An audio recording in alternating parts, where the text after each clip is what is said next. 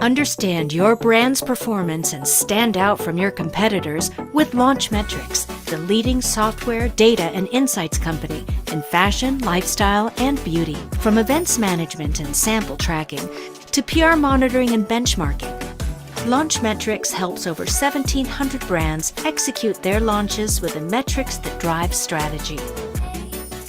Visit launchmetrics.com to request a demo today.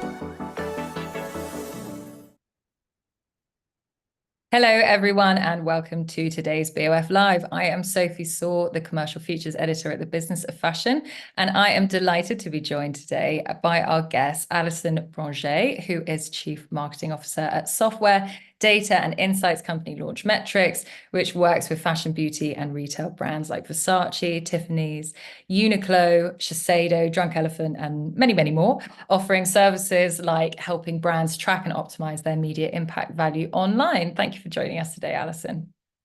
Thanks for the nice introduction. We are also joined by Shaina Zafar, who is an executive at the NextGen practice at United Talent Agency's marketing arm. She is the former co-founder and chief marketing officer at GenZ marketing agency Juve Consulting, which was acquired by UTA in March of this year. Shaina and Juve previously contributed and worked with the BOF Insights team on the report GenZ and Fashion in the Age of Realism. Thank you for joining us as well, Shaina. Thank you for having me. Super excited to be here. So we're here today to discuss how to reach Gen Z consumers on social channels.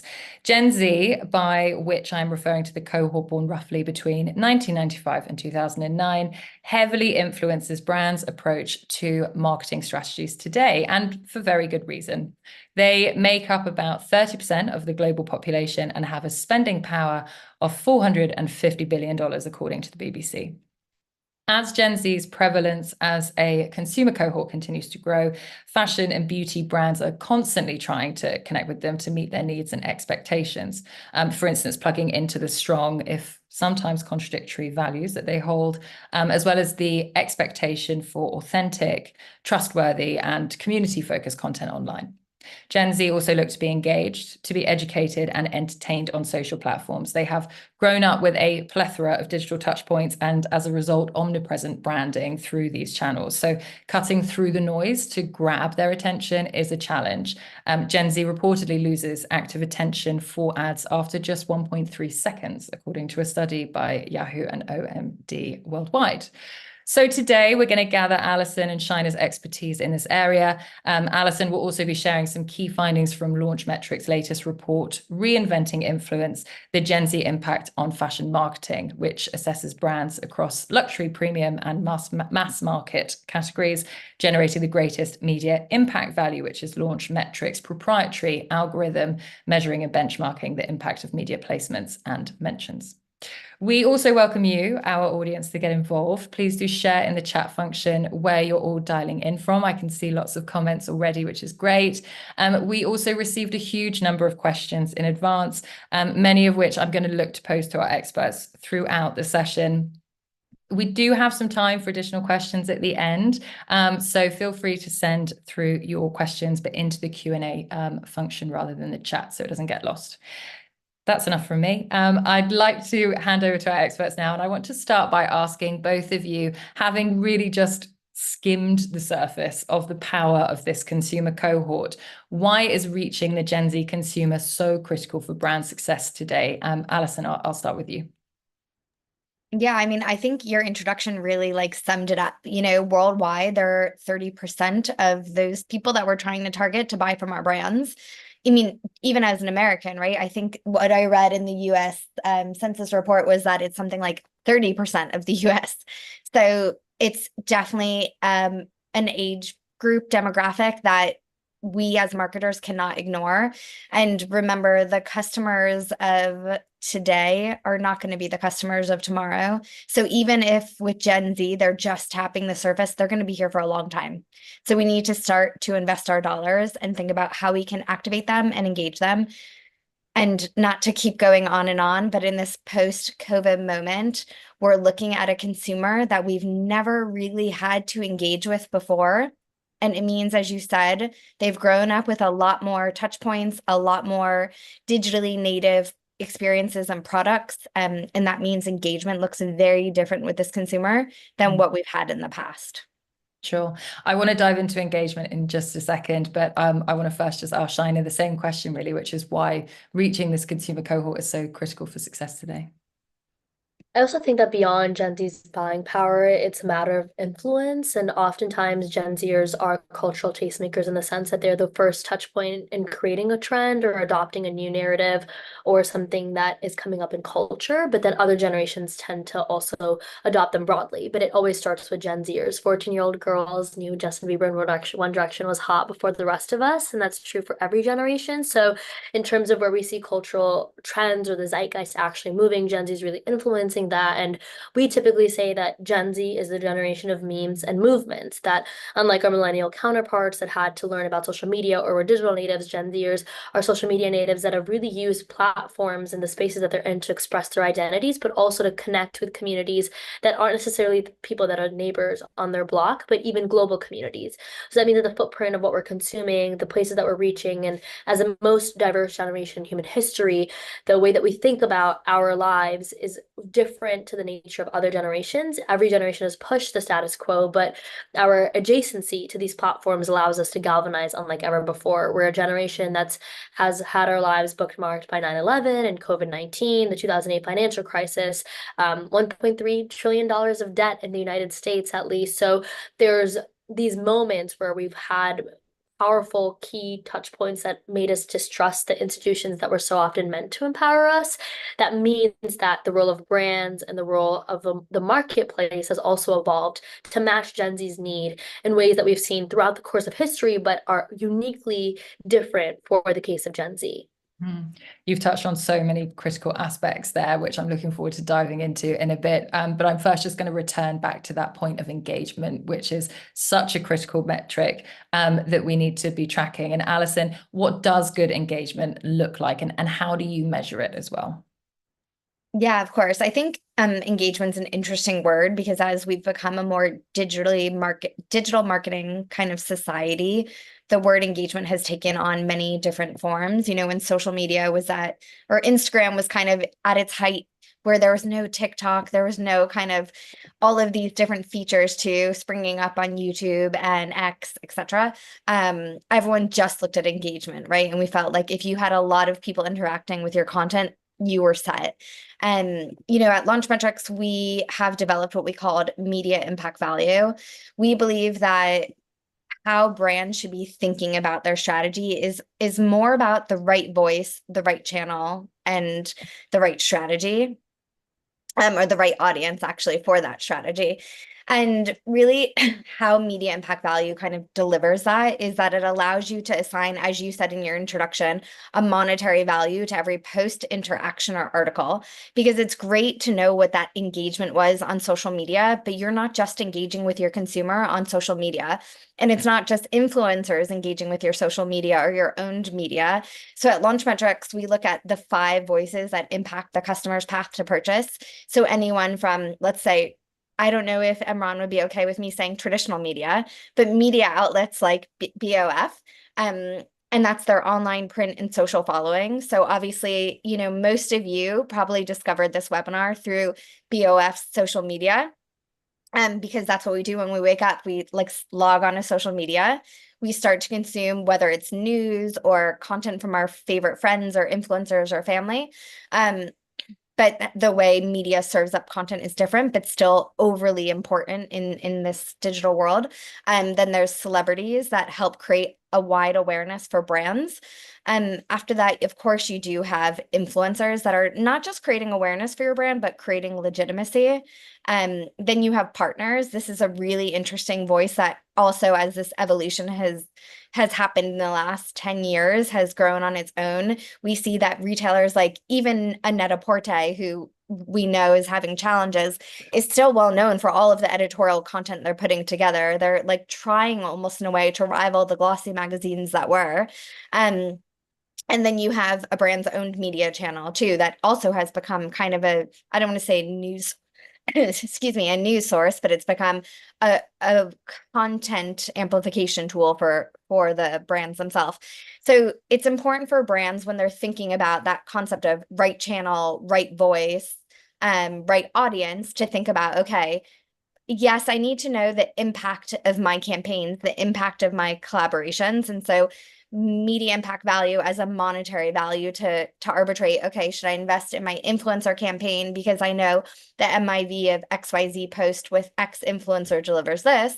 Or should I invest more in my owned media channel because I know I need to engage my own audience and it will deliver this?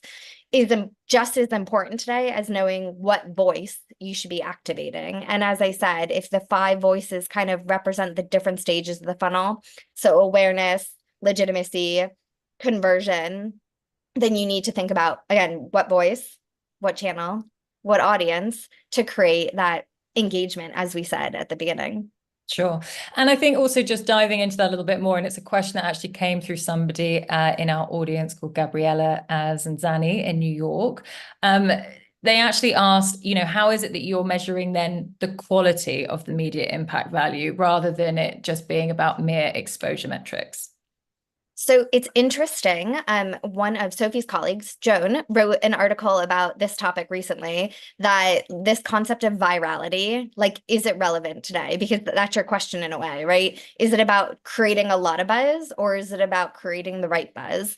And I think, and our PR person always jokes that I'm like a broken record because I always say that those 3 words, right? Like right voice,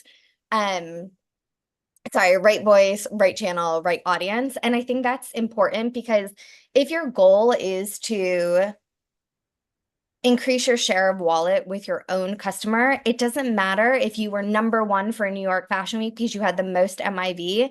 It just matters that you were #1 for owned media. And I think that's why it's so important to first say, like, what am I trying to accomplish? Do I want to talk to my existing customers? Do I want to talk to new customers? Am I trying to convert new customers into, existing, like, to become reoccurring customers? And if so, what voice should I be activating? And then how do I measure the performance of that voice or of that strategy?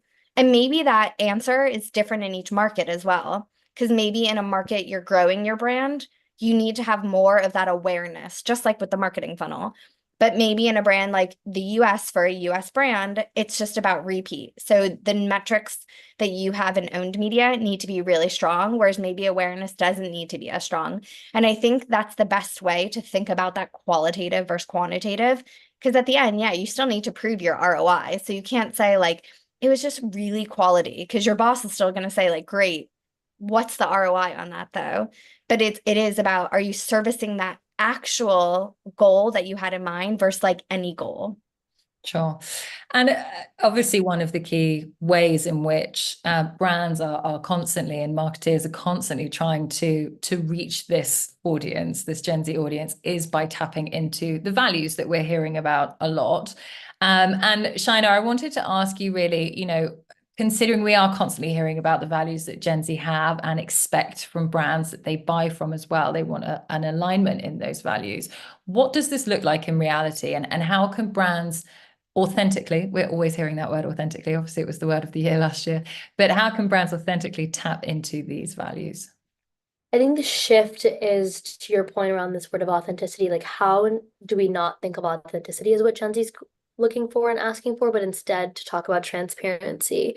And I think that starts from the internal workplace in terms of who's your manager, what are their expectations, what does upward mobility look like for me in my role? We've seen that with conversations on the Gen Z's great resignation that I oftentimes frame as the great reawakening, where Gen Zers are saying, do I live to work or do I work to live? And that's a privileged position for us to even be in, to make that ask for. But the reality is that people think that they can make bets on their own sense of self. They could choose to be a part of the gig economy, or they could be a content creator, or they can have multiple side hustles instead of a traditional 9 to 5. So the actual marketplace has evolved in terms of what we're looking for, and that transparency of being afforded the luxury in a lot of ways of saying, I understand why I'm in the workplace. I have a 5-year plan, and not just feeling entitled that Gen Z is coming into the workplace and making certain asks or expectations of us, but instead saying we want to earn credit, we want to earn a seat at the table, and then stay at a place that really believes in us, but also reflects who we are and has a leadership structure that's as diverse as the people and the beings that we hold ourselves to be. I think beyond even this internal question of transparency for the workplace, it also just applies to the way that we think about the inner workings of a company, whether it's supply chain, whether it's the representation that we see in terms of social impact and social capital and where social good is being created. And if it's not those values, it's just having an understanding of what does it look like for a brand to choose to highlight and platform specific creators and influencers or celebrities. So I think the critical element of understanding Gen Z's ability to do their research and also to vet a brand or think that a brand has to stand for something else beyond just themselves is something that has become a lot more popularized in the past few years. But I would also say that a lot of brands can't even tell you what their why is in one sentence. What do they stand for? What do they really believe in? And if you can't define what it is that your values are as a company, how do you expect your employees to be able to react to that? How do the people that are consuming your product reacting to that? So that intentionality also, I think, gets lost in translation sometimes, that we're so worried about doing some sort of mass market campaign and the specific KPIs and the metrics of growth that we forget that everything needs to have a storyline and a through line that all of your consumers, regardless of age, can really follow through. And brands that are able to refine that and say that this is what we hold ourselves true to, this is what we define ourselves as, this is why we're in this conversation and we're not in another conversation that's happening even from a societal perspective, it would decrease a lot of that friction that we do see brands experiencing and an air of brand risk or brand fear or canceling of a brand even, because I think we allow ourselves as leaders and brands sometimes the fear of doing something stops us from doing anything at all. But in reality, if there's a way of talking about your intention, your purpose, your mission, I do think Gen Z would responds well to that. And even if it falls flat, if you have the receipts and you tell why you did something, Gen Z will at least acquiesce to you and say, okay, I see why you did it. It flopped, but I see the vision here. Just could have been a little bit better, and react to it in a way that's a lot less controversial or painstakingly, nerve-wracking, as many brand leaders are afraid to sometimes take risks with this generation. Sure. So rather than sort of striving for that perfect brand message to put forward, to sort of play around with it, try it out, and try to be, as you say, as transparent with it, rather than necessarily using that overused term, authentic. Alison, can you provide some examples then of brands that have transparently, I was going to say authentically, but transparently tapped into Gen Z values and consequently seeing results off the back of it? Yeah, for sure. And maybe one thing off the back of it that I love about Gen Z is that I would say in a way they're a forgiving audience. It's kind of echoing what you said, is like, it's not that they would just say like, oh, it flopped, blah, blah, blah, but like they appreciate that people change as long as you're consistent with the change, right? Like it can't be like one day we're eco warriors, the next day we're not, or vice versa. But they realize that most companies like weren't eco-conscious at all or environmentally conscious at all. And now because of this new generation demanding more, they've reevaluated who they are. And as long as they stick with that, right?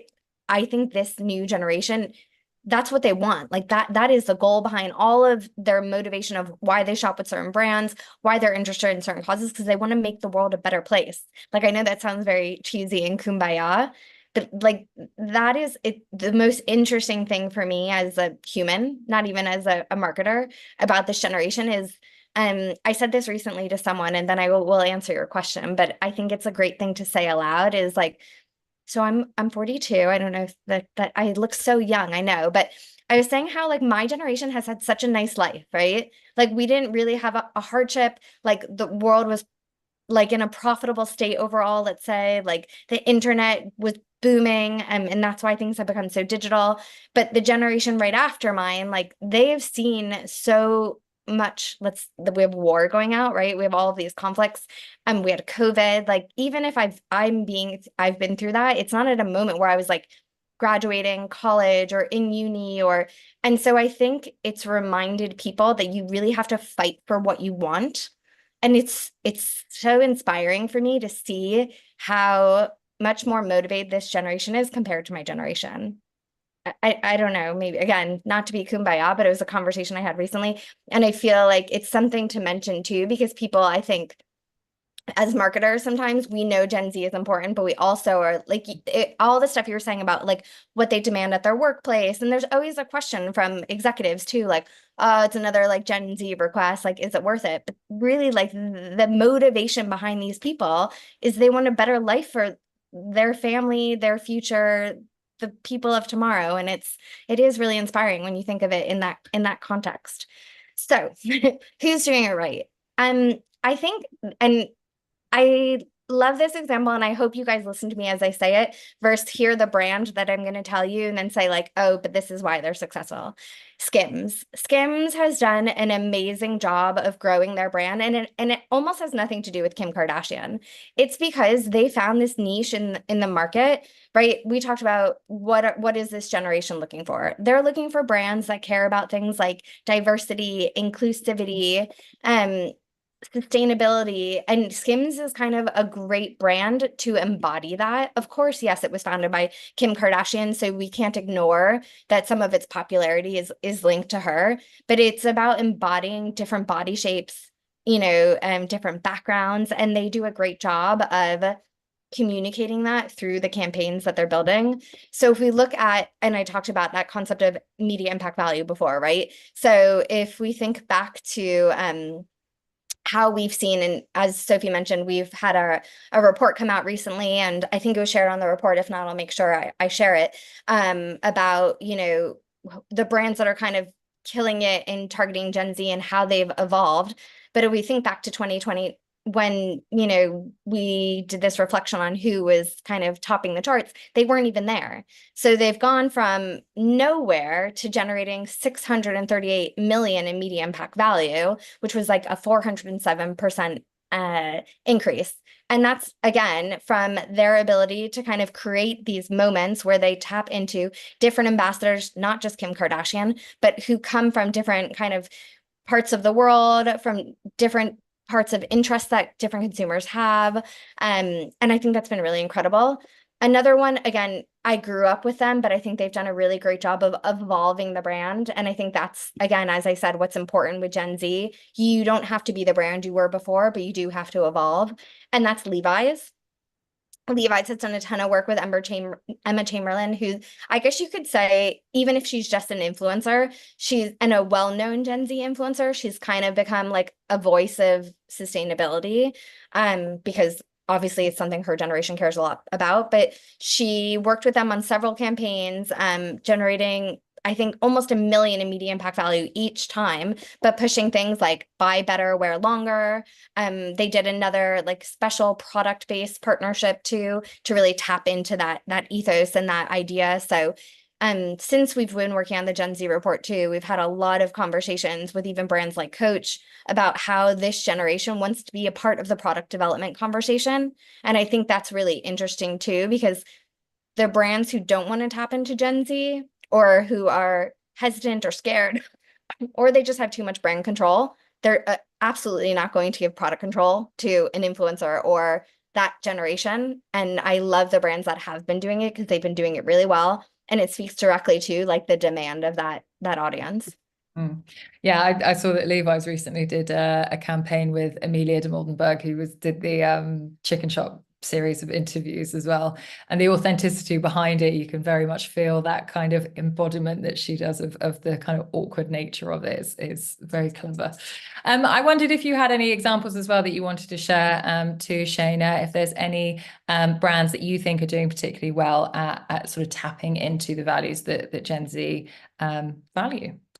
Yeah, I have a bit of a random example that I can share in terms of an expected brand that I think is doing really well with Gen Z, and that's Amtrak. And for those that aren't in the US, the Amtrak is like our train service that essentially can allow you to go from cross country or even across North America to in the across railway roads. And it's an interesting example because I think we think a lot of this question of loyalty, and they have an amazing loyalty program that's flexible for students, the student rates and discounts, but also from an environmental and cost effective pursuit of sorts, the ability to say that there are Gen Zers on my team that when I was giving a presentation in Chicago, I was going to fly from New York, and they were like, no, I'm going to Amtrak from I believe they were coming in from Boston or in New York, somewhere on the East Coast to Chicago because A, it's a scenic route, B, it's better for the environment, C, I want to get my loyalty points. And as a brand, the product is so good that they were able to also have this like lighthearted, really personalized presence on social media where they will talk about things that are happening in pop culture or actually make commentary or things on X and their social media where it's really relatable, but it's a very unexpected brand that you wouldn't necessarily expect to have such an affinity with Gen Z. And I know that Alison briefly mentioned Coach, but I wanted to talk about some of the work that we've done with Coach, where I think we really believe that the power of brands in the future is going to be community first. That 10 years ago we had this notion of audience first mindset where you could have tools and platforms to better understand who your consumer was and metadata. And then 5 years ago we saw a shift towards creator first frameworks where you could actually lean on influencers and micro influencers and people that acted as extensions of what your brand stood for and could become those spokespeople, whether they were UGC creators or someone who had millions of followers. And I think now when we think about the future of community and the future of brands, it's how can you co-create with the consumers that you care about?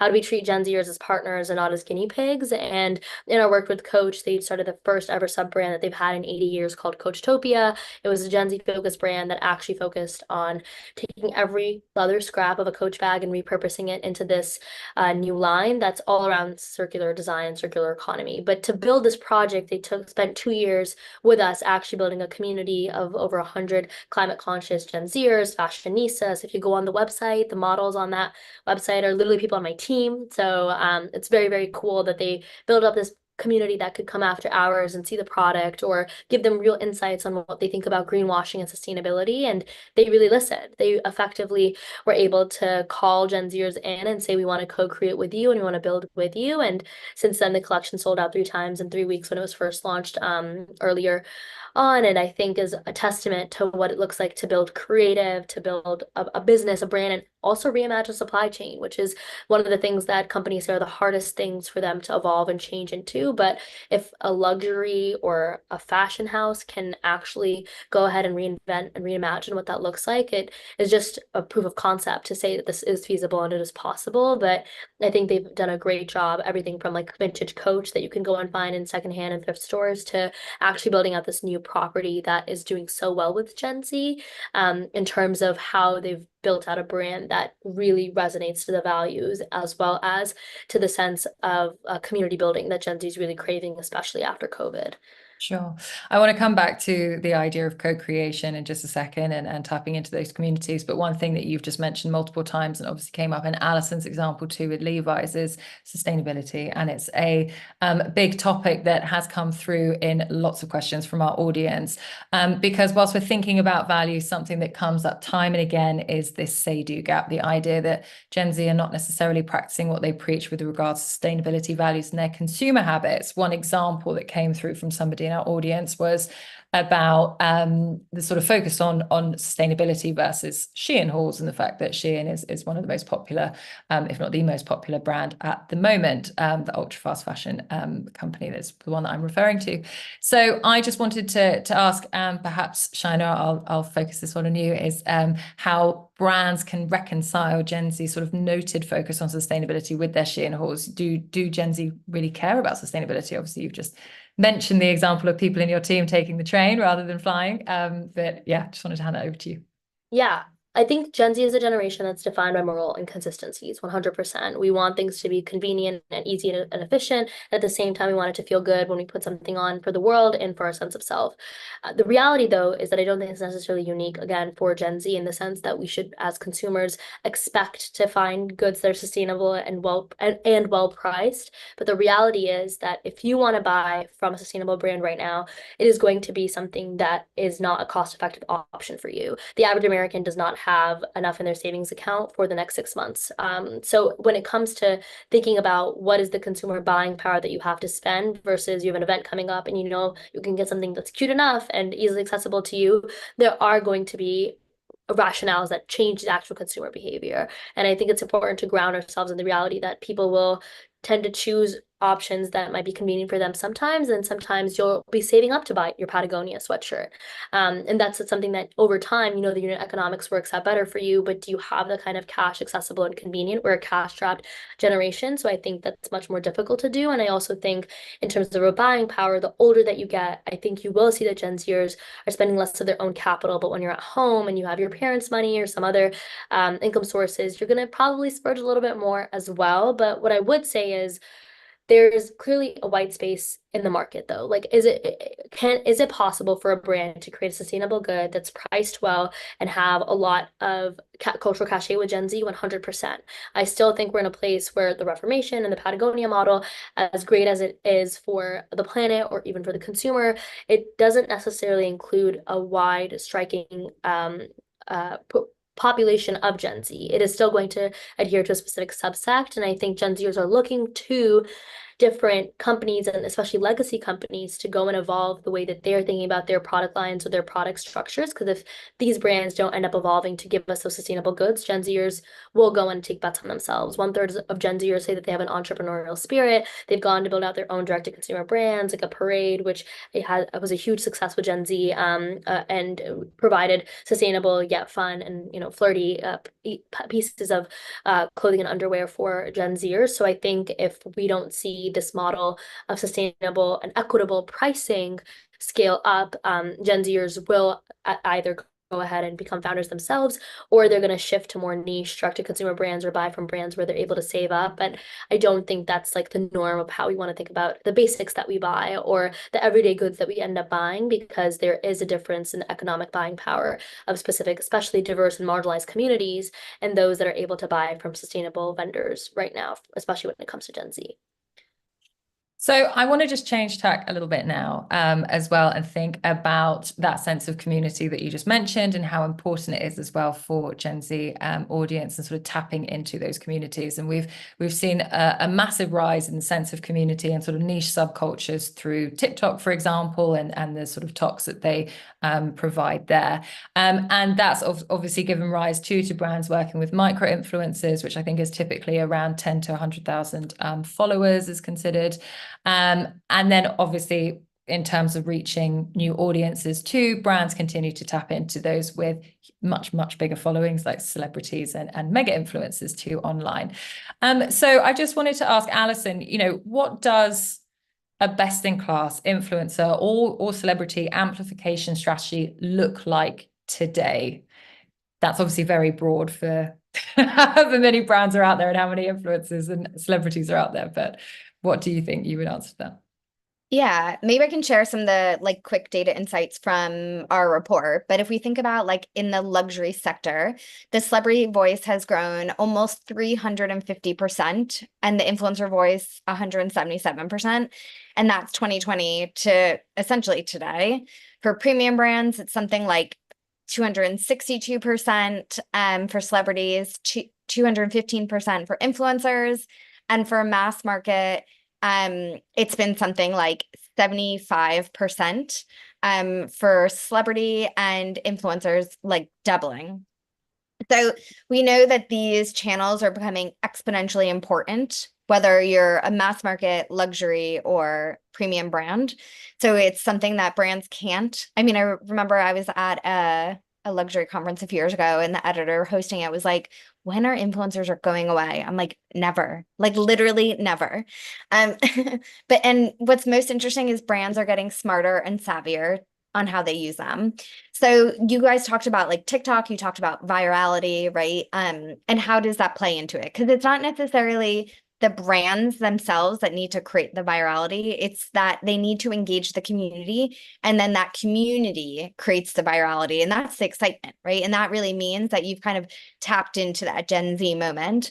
So some of kind of my favorite examples are, if we think back to the Schiaparelli show that was, what was it? S23 Haute Couture. We had the two kind of big moments. We had the Kylie Jenner one with the big lion kind of dress. And then we have the who is it? I'm having like a COVID blank, Doja Cat. Doja Cat. And with the kind of like crystallized whole bodysuit. And really what was super interesting, I mean, what actually is most interesting for me with this data, Kylie Jenner, she generated 2 million for the brand. And what we saw after was that 2 million wasn't just her, it was kind of the virality of that comparison, like who wore it better, you, the random influencer, or this like famous kind of influencer out there. But I remember even like Holly Murray did a huge TikTok viral trend on it, and that was huge. What was even more surprising for me was what happened, like I said, with the Doja Cat one, because that generated nearly 17 million in media impact value. And it's like one of those things spreading like wildfire. So just to give the audience some context, a fashion show alone, everyone coming, all of the PR, all of the kind of pomp and circumstance generates something between 10 and 25 million. So if you think just that one look, like having just Doja Cat wear that in whole outfit with covered in red crystals generated 16.7 between her post, everyone else's post, and all of the recreations of that outfit. It's incredible. And it was just a fantastic way to get that audience excited about what the brand was doing, how they were trying to be different. So I think when it comes to like how brands can activate influencers and celebrities, it's really today about thinking outside the box and then thinking about how those influencers and celebrities are going to activate the community, right? So it's no longer about just like posting content and people see it, but about how they can then reciprocate and engage with the content. And that's why too, we tell brands that they shouldn't just be measuring kind of what they're doing and what influencer campaign works well and what celebrity campaign works well, but they should really keep their finger on the pulse of what's happening with other brands and be able to measure how the other brands are generating value. It's true, like there are some brands out there, and they're probably not in the Gen Z bucket, that like we look at the MIV they're generating between influencers and celebrities and it's zero or non-existent. And even too, we look at like print, online, and social, and some brands are generating nothing in print, and some still have a huge amount of coverage coming from print media. But again, going back to that right voice, right channel, that's where it's really important to understand, you know, who you're trying to activate. And with Gen Z, you do need to be creating value through channels, like you said, like TikTok, social media, influencers, celebrities. So seeing what your competitors are doing and see how you can stay ahead of them is obviously going to keep you ahead of the curve.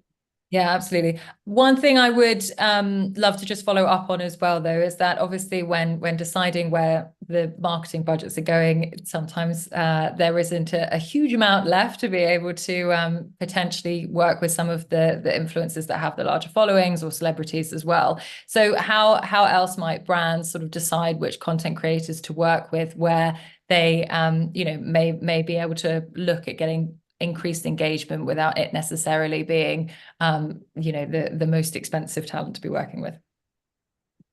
I think there's two things to look at. One, there's the type of content, and is that relevant to your audience? And I think it's like who has what type of following on what channel, and that's really interesting. I also would like heed with one other point, which maybe is a little advanced marketing, that you could take this a really good way, or you could like go really astray.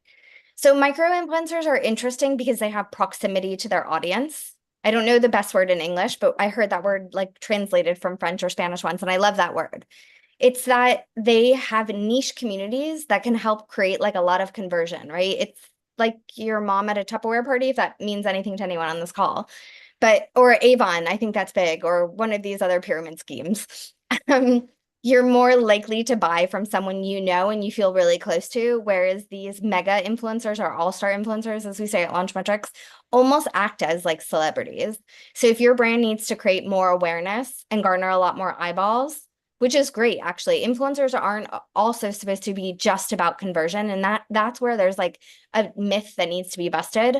But if you're looking to create more conversion, less awareness, less eyeballs, then micro influencers are really good for that. So coming back to your question too of like, what do I do if I don't have a lot of money? Sometimes it's also thinking about like, what was your goal?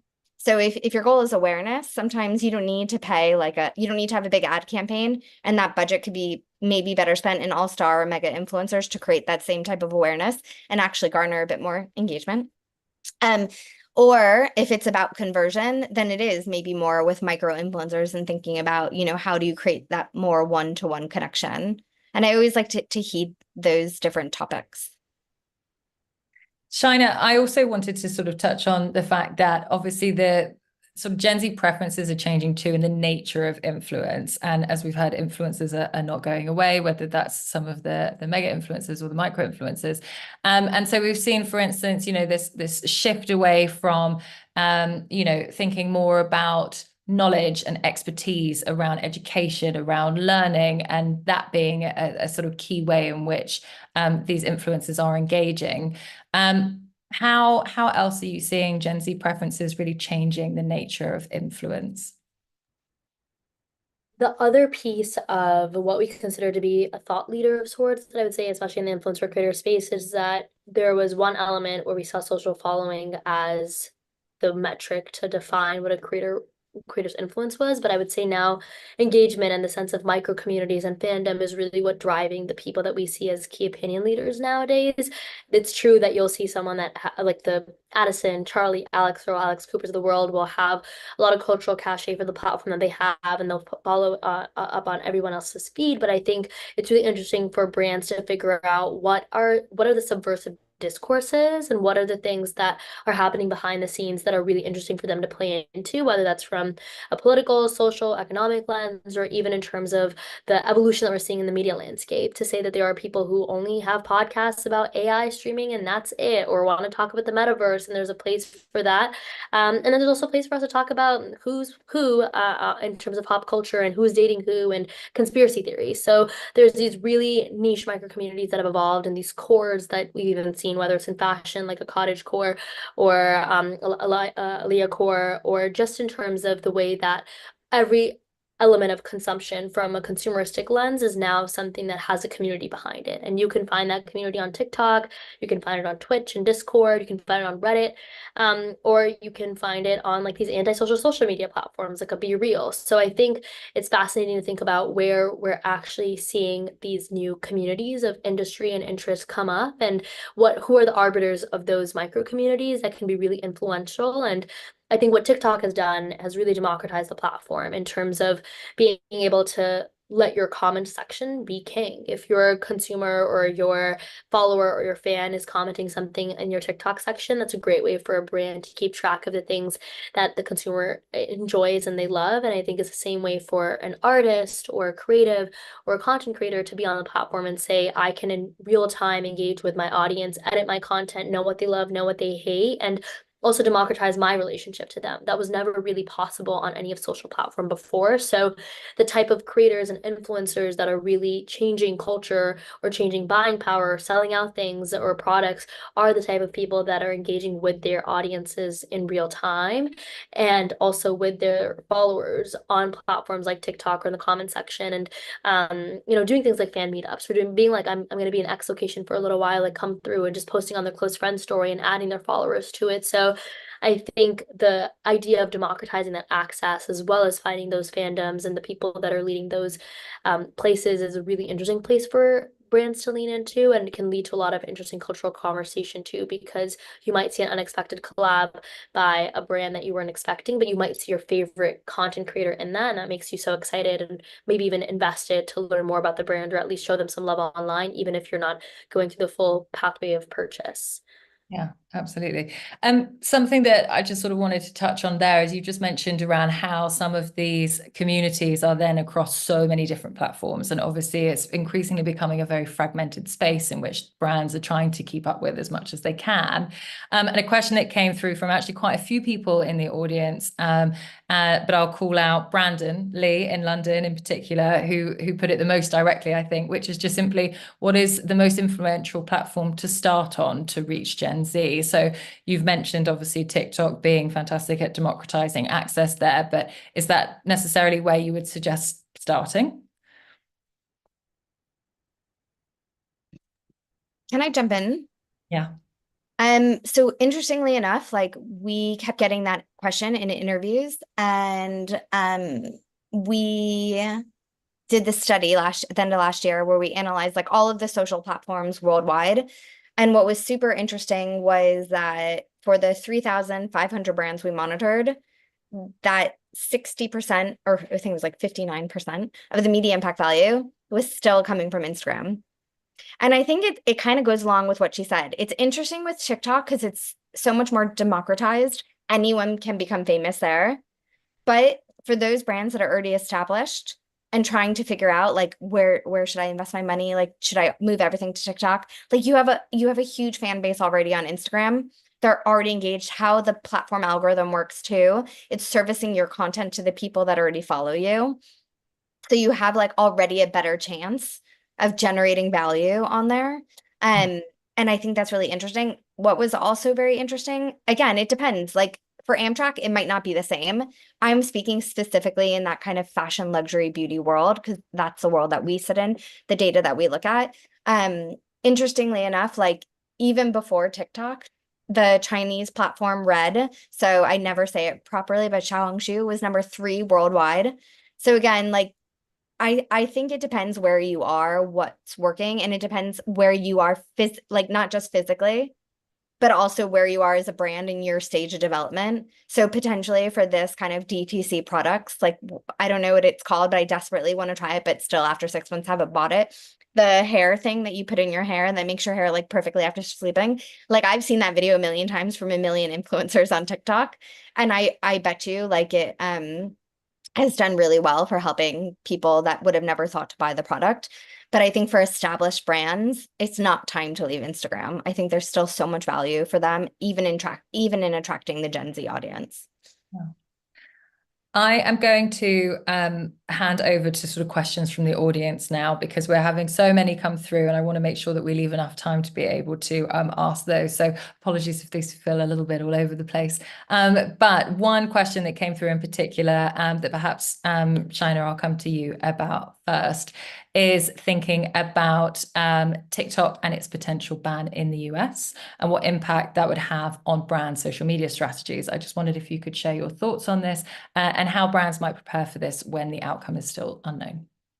Yeah, I think to the point that Alison made, if a TikTok ban does happen, which I'm quite skeptical for it to happen, is obviously a big election year coming up in the United States. But as we know, merger acquisitions and corporate things in the United States take a very long time. I imagine maybe the best outcome is some American company will take a majority stake or buy it over. But while I'm skeptical of that, my more tactical answer would be that having a cross-channel strategy is the best way for a brand to still take advantage of the content that they have. So if you're posting a TikTok that's going super viral already on the platform, repurpose that into an Instagram reel. I've even had Gen Zers, which is so I'm 24, so I'm on the older end of Gen Z, but I've talked to some younger Gen Zers recently, and I was like, "Do you guys use TikTok?" And they were like, "No, like it's brain rot." And I was like, okay, agreed. I know when I want to unwind, I also go on TikTok for quote rotting purposes, but I like love that the algorithm knows me so well, and like I'm aware of the fact that it knows me so well.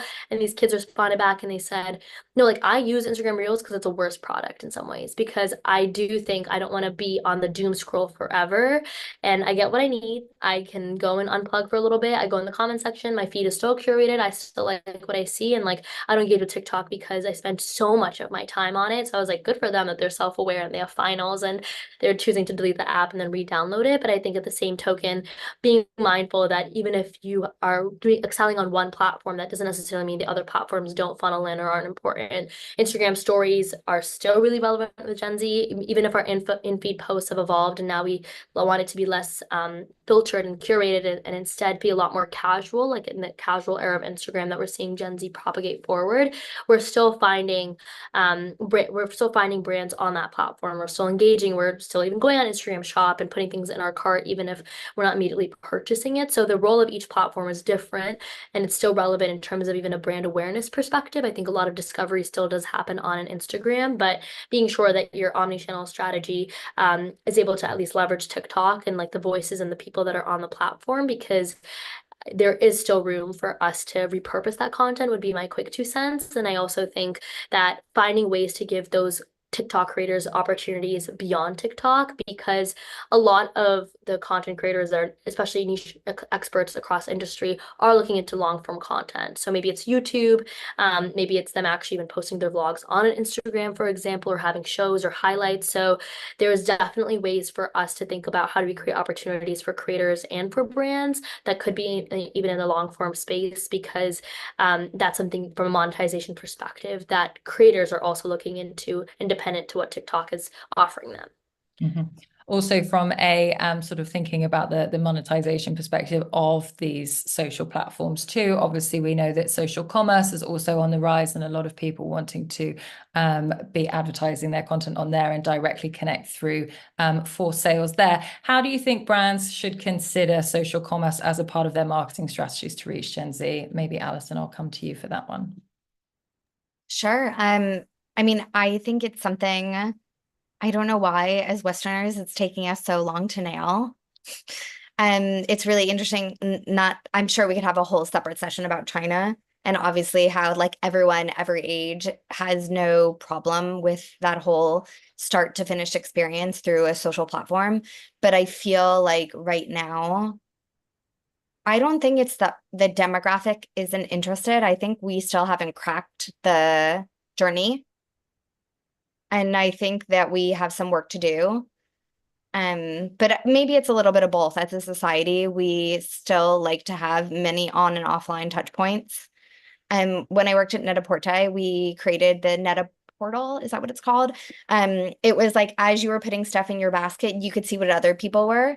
And I remember when we launched the PR strategy, I was the only one in the office that was like overly excited about it. I was like, it's like when you're in the fitting room and you see someone try on like a style you always thought would never look good on you, and you're like, oh, I could rock that style.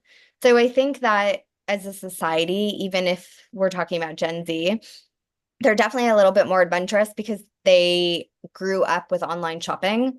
I think, though, that they still don't feel 100% comfortable. And I think part of it is how we provided that service to them.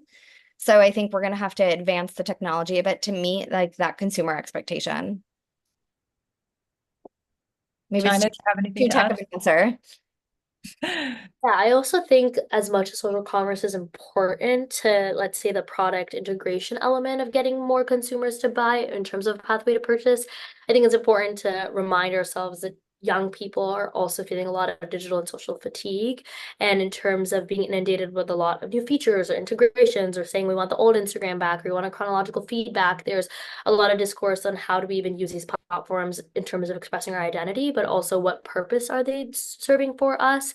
And in that same vein of feeling that digital and social fatigue, like de-influencing is real. People are saying like degrowth, deconsume, like we have enough things already. Do we even need more of them? And there's one thing to talk about sustainability, to say we're sustaining the status quo. And I would argue that the shift needs to be around like regeneration. Like, how do we think about going and adopting into places, or brands being in places where we've come to the place that we're in, and we try to actually leave it better than how we found it. So this notion of not only just sustaining the things that we're already experiencing and feeling in our day-to-day, whether that's as a brand or in terms of sustainability and the eco-friendly movement, but also to say, like, I think there is this element of like the emotiveness of how we feel with brands and the emotiveness of how we feel on platform, which is a fine line, right? You should be on TikTok or Instagram Shop if you want to make it a seamless experience, because I too have certainly been been influenced by what I've seen, and I've bought things from TikTok Shop, and I'm happy with my purchases that I've done. But it was only after there was word of mouth. I sent it to my group chat. I made sure people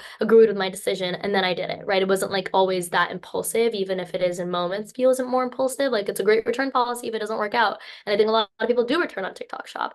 So my 2 cents there would just be that I think it's important for us to be mindful of how these platforms are making people feel, and the state of the fatigue that we're experiencing and the rise of antisocial social media.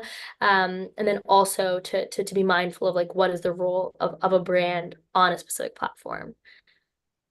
Great. Wonderful. I think that's a great note to end on, and it's really all we have time for today as well. Thank you both so much for your time today. It's been a pleasure and an incredibly insightful 56 minutes as well. We've covered a huge amount there. To our audience, thank you for dialing in. If you've missed any of the conversation today, you can watch it on demand and find more content and case studies by downloading the Launchmetrics report, Reinventing Influence, the Gen Z Impact on Fashion Marketing. Thank you both. I hope you all have a great day, and see you soon. Thank you, Sophie. Thank you, Alison. Appreciate it. Thanks. It's great. Yeah, I really enjoyed